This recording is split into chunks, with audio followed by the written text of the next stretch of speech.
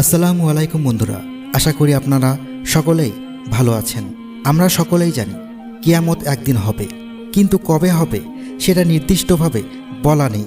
তবে কিয়ামত হওয়ার আগে কিছু নিদর্শন পবিত্র কোরআনে উল্লেখ আছে এবং আমাদের শেষ নবী হযরত মুহাম্মদ সাল্লাল্লাহু আলাইহি ওয়াসাল্লাম কিছু ভবিষ্যৎবাণী করে গেছেন, যেগুলো আজকের দিনে পূরণ হয়ে গেছে। চলুন তাহলে সেগুলো আমরা একটু দেখে আসি। বন্ধুরা, পবিত্র কোরআনে সূরা মুজাম্মিলের 17 থেকে 18 নম্বর আয়াতে বলা হয়েছে, আল্লাহ তাআলা বর্ণনা করেছেন, অতএব তোমরা কী রূপে আত্মরক্ষা করবে যদি তোমরা সেদিনকে অস্বীকার করো, যেদিন বালককে করে দেব বৃদ্ধ, সেদিন আকাশ বিদীর্ণ হবে, তার প্রতিশ্রুতি অবশ্যই বাস্তবায়িত হবে। বন্ধুরা, ভারতের একটি গ্রামে এমন একটি বাচ্চা জন্ম হয়েছে যার 3 মাস বয়স থেকেই চেহারায় বয়স্ক ছাপ পড়া শুরু হয়ে গিয়েছিল। তার চামড়া কুঁচকে যেতে থাকে। প্রতিদিন অত্যন্ত দ্রুততার সাথে এই ছোট্ট বাচ্চাটি বুড়িয়ে যেতে থাকে। বাচ্চাটির শুধু চেহারা বা ত্বকে বৃদ্ধ ভাব না, বরং বৃদ্ধ মানুষের মতো তার শরীর দুর্বল এবং সংযোগ স্থলগুলোতে ব্যথা হতে থাকে।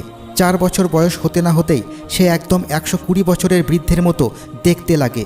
আর এই কথা যা 1450 বছর পূর্বেই কোরআন মাজিদে বলা হয়েছিল, তা আজ পূরণ হচ্ছে। বন্ধুরা, শুধু ভারতেই না, পাশাপাশি পাকিস্তান সহ অনেক দেশেই বাচ্চারা বৃদ্ধ এবং দুর্বল হয়ে জন্ম নিচ্ছে। এছাড়া কিয়ামতের চিহ্ন যা পূরণ হচ্ছে তা হলো হযরত আবু হুরায়রা রাদিয়াল্লাহু আনহু হতে বর্ণিত, আল্লাহর রসুল সাল্লাল্লাহু আলাইহি ওয়াসাল্লাম বলেছেন, মুসলমানরা ইহুদিদের সাথে যুদ্ধ না করা পর্যন্ত কিয়ামত সংঘটিত হবে না। মুসলমানরা ইহুদিদের হত্যা করবে, এমনকি ইহুদিরা পাথর ও গাছের আড়ালে লুকাবে। তখন পাথর ও গাছ বলবে, হে আল্লাহর বান্দা, এই যে আমার পেছনে এক ইহুদি লুকিয়ে আছে, তুমি এসে ওকে হত্যা করো। তবে গারকাত নামক গাছ বলবে না, কেননা সেটি ইহুদিদের গাছ। সুনানে মুসলিম খণ্ড 4 পৃষ্ঠা 2239। বন্ধুরা, আয়ুর্বেদিকভাবে এই গাছকে লিসিয়াম বলে এবং ইংরেজিতে বক্সথ্রোন বলা হয়।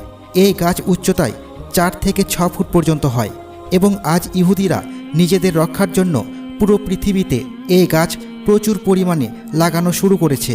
এই অভিযানে যে কেউ ভূমিকা পালন করছে। আনুমানিক হিসাব অনুযায়ী 3 কোটির বেশি গাছ লাগানো হয়ে গেছে এবং আরও অনেক গাছ লাগানো হচ্ছে। ইহুদিরা এই গাছ নিজেদের সুরক্ষা হিসেবে নিজেদের পাশে রেখেছে এবং আজ এটা তাদের দায়িত্ব হিসেবে নিয়েছে।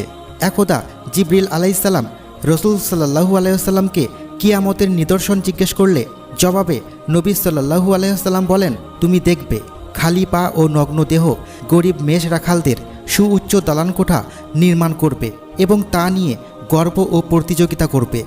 সহিহ মুসলিম। আমরা যদি একটু লক্ষ্য করে দেখি, আরবরা গরিব ছিল, পরনে কাপড়ও থাকতো না, কিন্তু তেল আবিষ্কারের পর থেকে আরবেরা প্রচুর সম্পদ লাভ করে এবং উঁচু উঁচু বিল্ডিং বানানোর প্রতিযোগিতায় মেতে ওঠে। এভাবেই তৈরি হয় বুর্জ খালিফা, মক্কা ক্লক টাওয়ার এবং সর্বশেষ নির্মাণ হচ্ছে পৃথিবীর সবচেয়ে উঁচু বিল্ডিং জেদ্দা টাওয়ার। উম্মতের মধ্যে শিরকের প্রকাশ ও তা ব্যাপকভাবে ছড়িয়ে পড়া।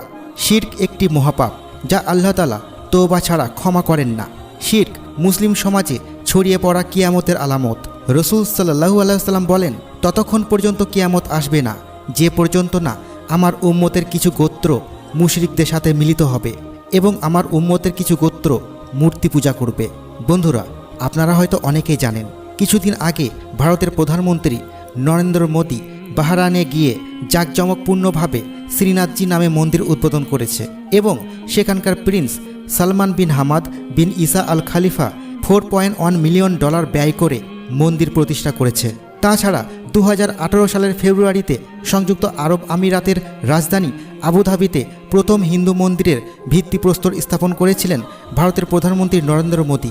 এ মন্দিরটি অবস্থান দুবাই আবুধাবি হাইওয়ের কাছে আবু মুরেখা অঞ্চলে। এর আগে 2015 সালে প্রধানমন্ত্রী হিসেবে মোদীর প্রথম সফরে আবুধাবিতে এই মন্দির তৈরির জন্য 20,000 স্কোয়ার মিটার জমি দেওয়ার কথা ঘোষণা করেছিলেন আমিরাত সরকার। 2020 সালের মধ্যে পূর্ণ মন্দিরটি নির্মিত হওয়ার কথা রয়েছে। বন্ধুরা, আজ থেকে 1450 বছর আগে আমাদের প্রিয় নবী হযরত মুহাম্মদ সাল্লাল্লাহু আলাইহি ওয়াসাল্লাম এগুলোর ভবিষ্যৎবাণী করে দিয়েছিলেন এবং বর্তমানে সেসব আলামত আমরা নিজের চোখেই দেখতে পাচ্ছি। বন্ধুরা, আপনাদের মতে কি বলে তা অবশ্যই কমেন্টে জানাবেন। আজ তাহলে এই পর্যন্তই। আপনারা ভালো থাকবেন, সুস্থ থাকবেন। আল্লাহ হাফেজ।